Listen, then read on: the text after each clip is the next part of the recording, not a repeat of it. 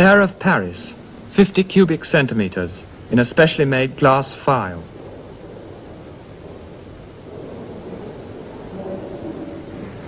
Cage with cuttlebone and thermometer containing lumps of sugar, which turn out to be cubes of marble, by Rose C'est la Vie. Hat rack, chosen in 1917. Duchamp calls these objects ready-mades. Were they a comment on the ridiculous price paid for a painter's signature? Were they drawing attention to objects which were just as much works of art as accepted works of art? Or were they a joke? The essential thing is that they were chosen by the artist. Ready-made is, see, first, in the first place, when I first started, I didn't have the word at my disposal. I had not invented the word yet, or at least taken in. For example, in that bicycle wheel, see here, it was 1913, it was in Paris. The word didn't exist. The thought did not exist in my mind of something like that. It just happened to be some kind of a bicycle wheel in my studio just for fun, the way you have a fire in the fireplace as a sort of distraction, a movement again, probably. It was probably the first expression of movement. It was just after the nude, and it went with the idea of movement, you know. Well then, after that in 14, I had a thing called the bottle rack.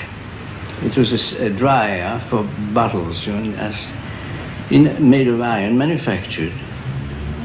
And I just chose it, and that's what the definition of a ready-made is. The choice of the artist is enough to transfer it from a functional or industrial form into supposed to be aesthetic, but very different from aesthetic in general.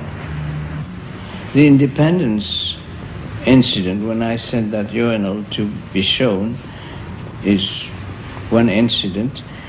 The jury, there was no jury, but the people who were organizing it decided it couldn't be shown, that urinal. So instead of, they didn't know it was I was concerned with it because I didn't sign my name, as you know, with the name instead. So they just took the thing and threw it away above the partition. So it was between partitions and you couldn't see it. It was hidden.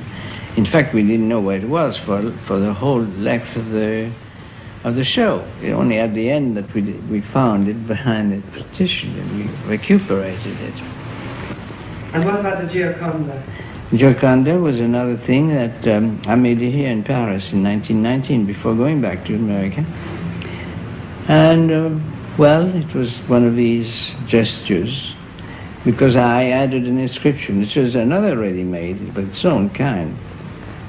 But I have called ready-made aided or assisted, which means that I added something to it, which in the case of the Gioconda, I added a little moustache and a little goatee.